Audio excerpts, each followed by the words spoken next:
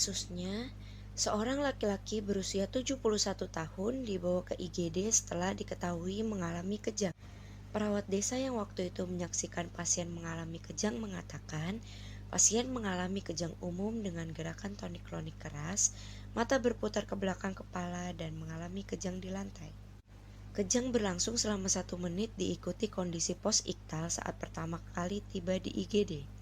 Saat ini setelah 1 jam post-iktal, pasien mengeluh nyeri di kedua sisi pinggul. Saat dikaji kekuatan hip flexor 2/5, terbatas karena adanya nyeri. CT scan menunjukkan tidak ada abnormalitas. Radiografi pelvis menunjukkan fraktur bilateral asetabular. Riwayat kesehatan terdahulu didapatkan pasien pernah mengalami CVA, diabetes, dan hipertensi. Pasien meminum obat glyburide dan prenifil. Tidak terdapat riwayat kejang sebelumnya.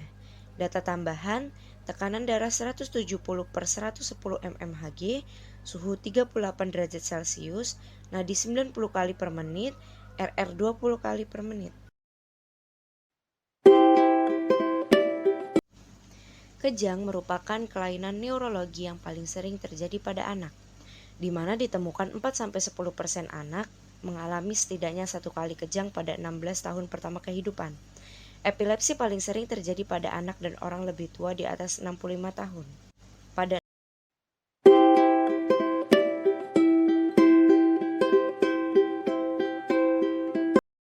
Selanjutnya ada jenis kejang.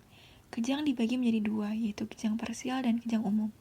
Yang pertama, kejang parsial itu dibagi 2 lagi. Yang pertama, kejang parsial sederhana atau tanpa gangguan kesadaran. Dan yang kedua, kejang parsial kompleks atau dengan gangguan kesadaran. Selanjutnya, kejang umum itu dibagi menjadi 6. Yang pertama, kejang absens atau hilangnya kesadaran sesaat, beberapa detik, dan mendadak disertai amnesia.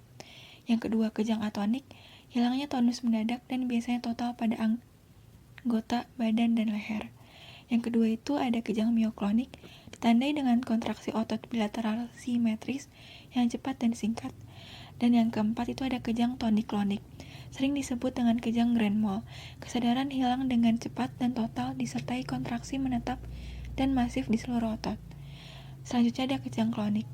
Gejala yang terjadi hampir sama dengan kejang mioklonik, tetapi kejang yang terjadi berlangsung lebih lama, biasanya sampai 2 menit. Dan yang terakhir ada kejang tonik, ditandai dengan kaku dan tegang pada otot.